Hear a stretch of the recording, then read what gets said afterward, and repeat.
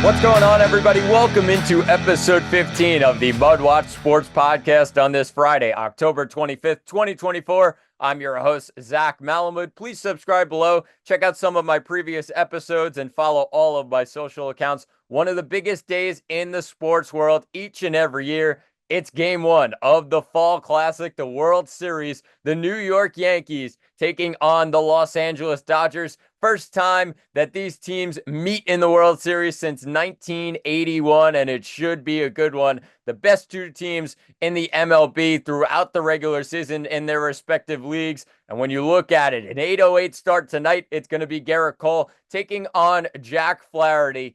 Two aces on the mound for their respective teams. And we'll start with Garrett Cole, who got banged up in a couple of games, one against Kansas City, one against Cleveland, and then he had a great start, a 1-0 record in the end for this postseason for Garrett Cole.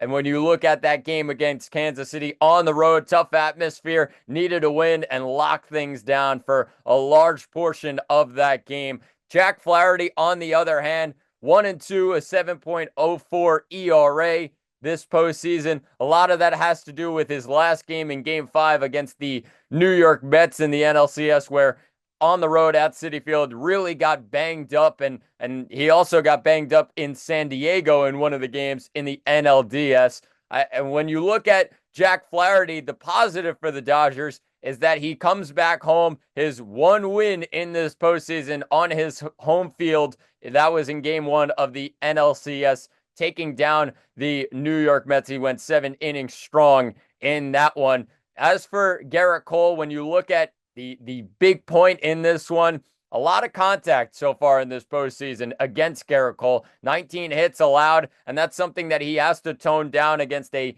very healthy and powerful Los Angeles Dodgers lineup. I mean, that's the best thing about this Dodgers team is their strength. From 1 to 9 in the lineup, they really give opposing pitchers a hard time, and he cannot give contact to these hitters. If he does, he knows it's going to be a long day in LA against the Dodgers. As for Jack Flaherty, I mean, you look at 15 hits to 8 strikeouts, 7 walks. He got roughed up in those 2 games against the Padres and the Mets, like I said. But when you look at Jack Flaherty going up against this Yankees lineup, he has to pick up that strikeout number. Only 8 strikeouts in 3 starts. He's going up against the Yankee lineup that does strike out a fair amount. Obviously, they've been a lot better this postseason. I mean, when you look at what the Yankees have done, the problem for Jack Flaherty is that the Yankees have not been chasing. They've been very consistent on not chasing out of the zone, and it's a tough lineup to go up against. When that's the case, Flaherty needs to be pumping the strike zone and force the Yankees to swing and miss in the end. If he does that, it could be a long day for the Yankees and a great day for Jack Flaherty. But obviously, the stars are out. It's Aaron Judge, Shohei Ohtani, 2 players, their first time in the World Series, both of them. I mean, when you look at Juan Soto and Mookie Betts, 2 players with World Series experience, I think it's just going to come down to who gets the big hit, and home runs are huge in these types of games, really gets the crowd going or silences the crowd. If the Yankees can get on the end of one, they should be in good shape. If the Dodgers can get on the end of one, that home crowd will really be rocking in LA for games 1 and 2, which are today and tomorrow. So should be a great one. Game 1, Garrett Cole, Jack Flaherty, 8:08 tonight. Tune in. It's game 1 of the World Series, Yankees-Dodgers, and let's do it in LA. From the diamond to the gridiron, as both New York teams are in action this weekend in the world of the NFL. And let's start off with the New York Jets, who travel on the road to take on the New England Patriots. Jets coming in at 2-5, Patriots coming in at a struggling 1-6. And when you look at the Jets, they come in as 7-point favorites, total sitting at 40.5 for this game. And the Jets, the last time they played New England over a month ago, that was the Jets' last win. I mean, this is a team that we've called Super Bowl contenders throughout the season, and 4 straight losses on the bounce. They have to bounce back, and I mean, they do have an easier type of game here on the road in New England. New England, the last time these two teams faced off, 24-3 Jets win, but that was on September 19th. And I mean, over a month ago, and the Jets want to start a new streak now, probably a winning streak they would hope for. And it all has to start against New England this Sunday at 1 o'clock. If you're the Jets, I mean, they have to dominate this game. If they go to New England and the Patriots are able to stay with them and keep it close and cause the Jets trouble, I mean, that you might as well give up on the season if you're the New York Jets, because that is not good enough. This team on paper, way more talented than New England. They should dominate this game 100%. Aaron Rodgers most likely will play in this one. Obviously has a bit of an ankle problem that he's working through, but should be good to go on Sunday. I mean, they just have to get their top guys involved. Devontae Adams, Garrett Wilson, Breece Hall. I mean, those three guys need to step up. They have been stepping up when it comes to the certain type of moments when they get the ball. However, Aaron Rodgers needs to do a better job of getting them the ball, and as well as the play callers getting them the ball in the right areas. And the Jets just haven't been able to do that in the last 3 or 4 weeks. And I think that's a big problem of why they're sitting at 2-5 right now. But they should get a win here. They need to get a win here. A huge bounce back spot for the New York Jets. They come in at 2-5. Patriots at 1-6. Like I said, Jets coming in as 7-point favorites. They should dominate this game. But this one taking place 1 o'clock in New England on Sunday. As for the New York Giants, they travel to Pittsburgh on Monday Night Football. Obviously, we'll have a Monday Night Football preview of this on Monday's episode. But the Giants come into this one at 2-5. Steelers come in at the opposite at 5-2.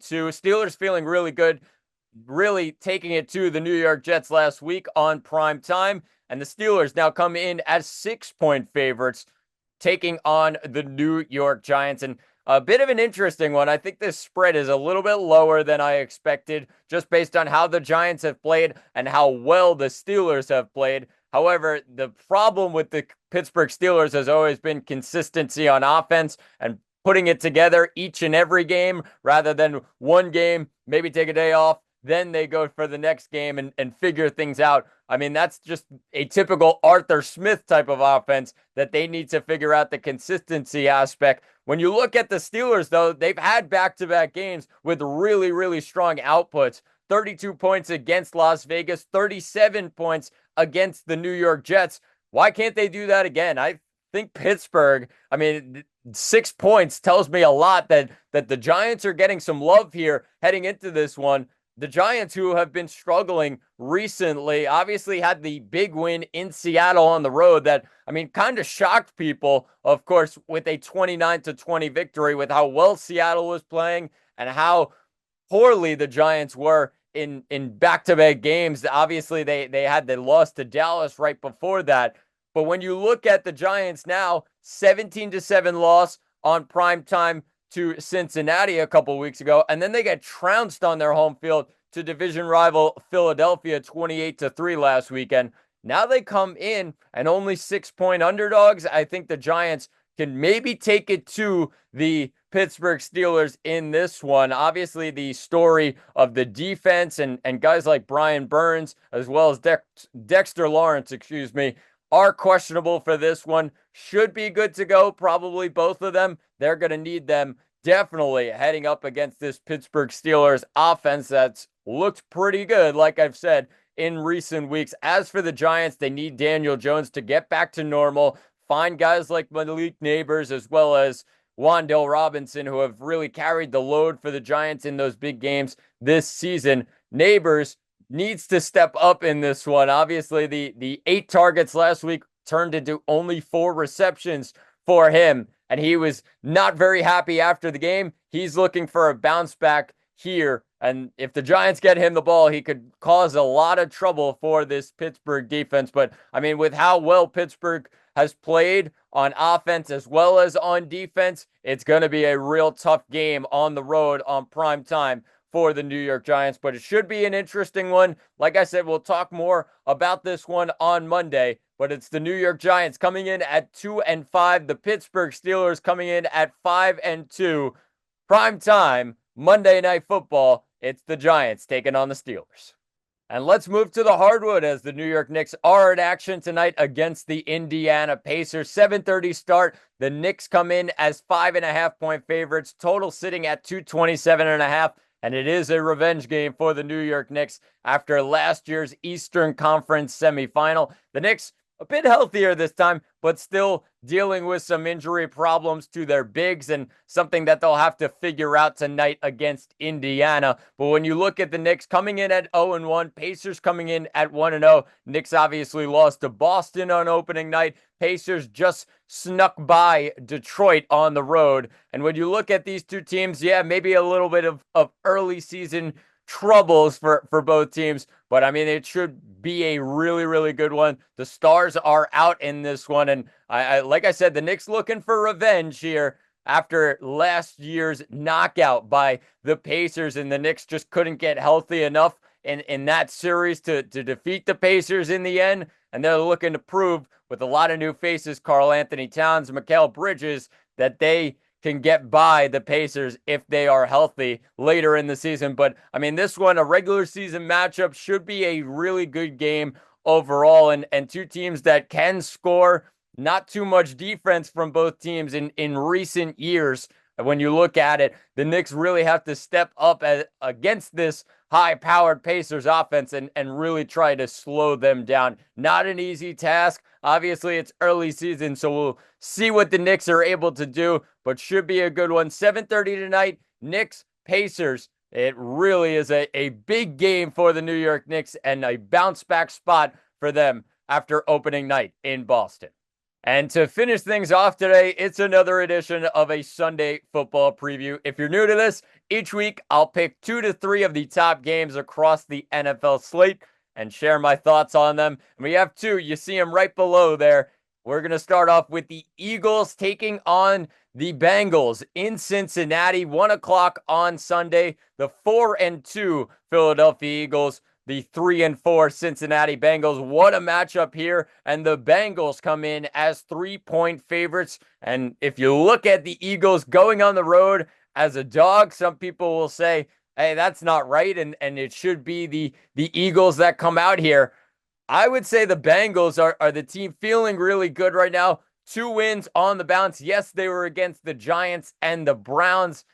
Pretty easy when you look at those games. But now you take on an Eagles team that, I mean, they've had their good weeks, but they've also had their really bad weeks. They coming off the bye, they had a terrible game, in my opinion, at home against Cleveland, a 20-16 win that they did find a win in the end, but did not really play to their best and play to the capability of a Super Bowl contender like we put the Eagles as. And then last week, a huge game for Saquon Barkley, a huge game for the offense overall, and Jalen Hurts only had 14 passing attempts, so they just ran through the Giants. I look at this game, though, this is a different animal for Philadelphia, and going on the road, Cincinnati, like I said, feeling good right now. This offense is going to be hard to stop. The Eagles secondary has been back and forth so far this regular season, and the Bengals, what they have to offer with Joe Burrow at quarterback, along with Jamar Chase and T. Higgins, that duo at wide receiver, that's going to be trouble for this Philadelphia Eagles secondary. And they know that going into this game, that's something that they really have to focus on. And that'll be probably the difference in this game. And when you look at it from the Philadelphia side, their offense didn't do too much last week. Obviously, Saquon Barkley had his day, but I mentioned Jalen Hurts' 14 passing attempts. He's going to need to throw the ball a lot more in this one. A.J. Brown, Devonta Smith need to be ready. They go on the road, not going to be an easy matchup. And the Bengals defense has played better in recent weeks and given their opponents some trouble. So I think on their home field, it should be a tough one for the Eagles to travel to Cincinnati. And for that reason, I'm going to pick the Bengals in this one. I think they're feeling good. Feeling really good after 2 straight wins, and now they come back home and really have a point to prove that those 2 wins, yeah, they're the Giants and Cleveland. They need to prove that against the bigger teams, they can step up and get a huge win. So I'm going to pick the Bengals at home. I just think as 3-point favorites, Vegas is telling you, yeah, all right, this one is pretty even, but at home, on home field, I think the Bengals take care of business, and it should be a good one between these two teams. When you look at the next game, I'm going to go with the Cowboys and the Niners. But of course, the history and everything between these two teams, it's the Cowboys coming in at 3-3, the Niners coming in at 3-4, and nobody expected those two things to happen at the start of the regular season. Some people may say, "Oh, well, expected the Cowboys to look bad, obviously, with no adjustments, not too many adjustments, excuse me, by Jerry Jones in the offseason, except for the fact that all three of those losses have been in Jerry's world. So a lot of pressure at home for the Cowboys this season. But now they go on the road. They are 4.5-point underdogs in San Francisco, total sitting at 47.5. And when you look at these two teams, it's a huge bounce back spot for both of these teams. And when you look at the Niners, obviously the loss to Kansas City last week, but they also got some injury problems. Brandon Ayuk out for the year. George Kittle as well as Deebo Samuel trying to get healthy for this one. Jawan Jennings, Jordan Mason also trying to get healthy for this one. Some of those guys may play. Some of those guys may be out. So just keep an eye on that. But overall, the Cowboys come in off the bye after a week before that they got absolutely clowned on their home field by the Detroit Lions. And yes, Detroit may be the favorite out of the NFC right now, but 47-9 in Dallas is not really what Cowboy fans expected heading into that week. But a 3-3 Cowboys team, a 3-4 Niners team, not really used to seeing that too often in recent years. And a 4.5-point spread, I'm going to take the Cowboys to cover with the Niners to win the game. And I'll tell you why. When you look at the Niners injuries, it just gives a bit of a different dimension to this offense that I don't think really helps them. Obviously, when you look at Dallas's defense, bit on the weaker side, missing Micah Parsons, trying to figure things out, although he is questionable for this game and may come back. I do think Dallas's defense needs a lot of work. Their secondary has been very weak. And yes, the Niners can look towards that. However, on the other end, I think the Cowboys offense have a huge job here to bounce back after some really rough games. They had 20 points in each of the games against the Giants in Pittsburgh and then dropped it down to just 9 points against Detroit. They need to prove themselves. This offense there is talent-wise, they are up there in the NFL. And Dak Prescott, along with CeeDee Lamb, every time they go up against the 49ers, it seems to be a trouble.